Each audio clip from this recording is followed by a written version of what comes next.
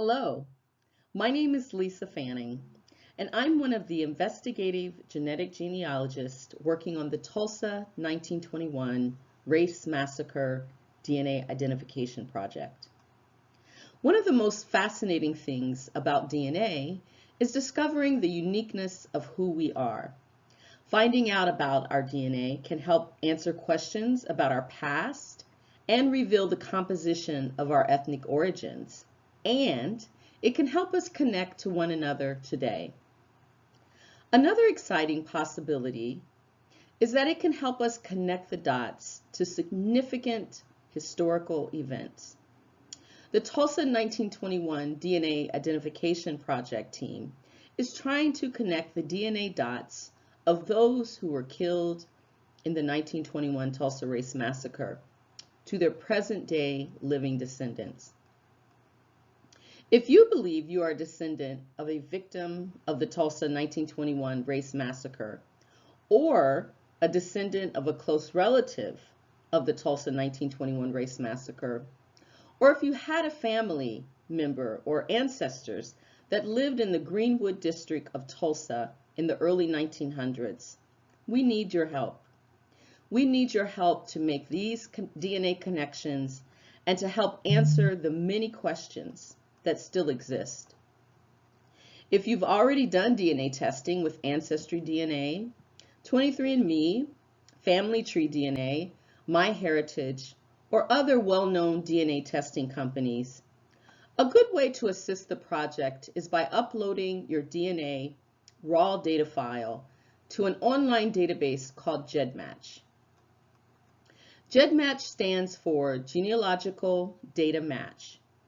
Once uploaded, our investigative genetic genealogists will make comparisons and possibly find matches with the 1.4 million DNA files in GEDMatch's database. Having your DNA in the database allows us to use DNA tools to connect the unidentified DNA from the victims of the Tulsa 1921 Race Massacre to their present-day descendants and relatives. It's easy to do. Now I'm going to show you step by step how to upload your DNA to GEDMatch. Please pause the video at any time to complete a step before going to the next step. Now let's get started. First, you will need to have completed a DNA test with one of the previously mentioned direct-to-consumer DNA testing companies. If you've done Ancestry DNA, go to your Ancestry account and click on DNA in the top menu.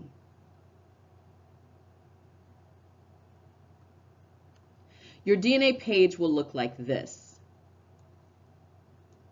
This is where you will find your DNA story, your ethnicity estimates, and your DNA matches. At the top right, click on Settings to get to your Settings page.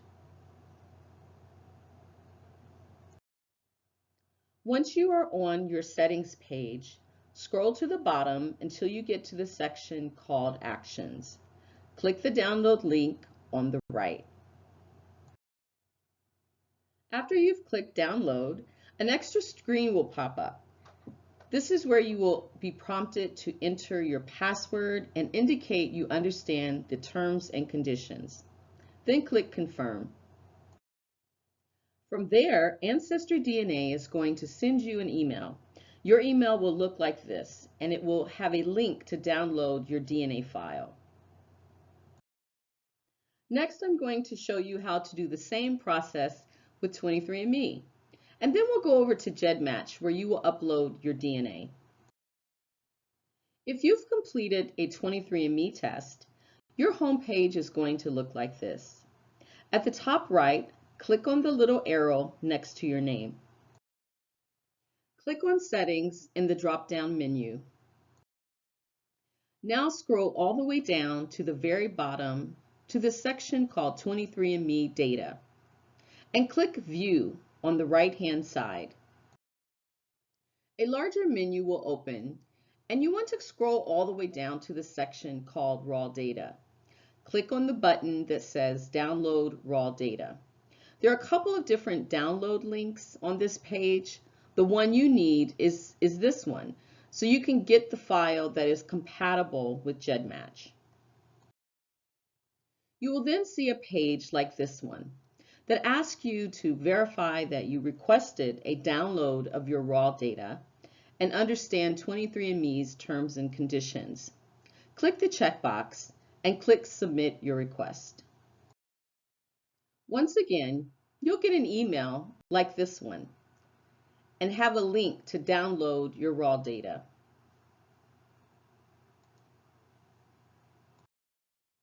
When you click that link, it will bring you to a page that looks like this, and your download will be saved onto your computer. Your download will probably be saved as a zip file. A zip file is a compressed version of the file you have downloaded. It will take up less space on your computer and transfer to your computer more quickly. Zip files generally have long file names like this. You don't need to open up the zip file. Leave it in your downloads folder as is. Now let's head over to GEDMatch. Open a new browser and type in www.gedmatch.com. You will be prompted to create a username and password and set up your profile before you can upload your DNA to the website. After that, you will come to this page. Please note that I am going to show everything using the classic view for this demonstration. Once you are ready to upload your DNA, click on Generic Uploads on the right-hand side of the screen. At this point, you're going to fill in the information for the person whose DNA you're uploading. If it's your DNA, you will put your name here. You can always put an alias, which would display instead of the kit name. Or if it's someone else's DNA, then you would put their name or their alias. If you have more information like mitochondrial haplogroup or Y haplogroup, you can put that information in. You can also put in where the information came from. For the purposes of this demonstration, 23andMe and the sex of the donor have been selected. Next, you will need to indicate whose DNA the kit belongs to. If it's your kit, you'll click Your DNA.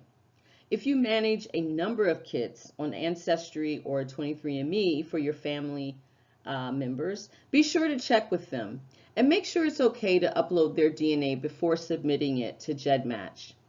Keep in mind that in order to upload DNA to GEDMatch, the company requires that you have that person's permission.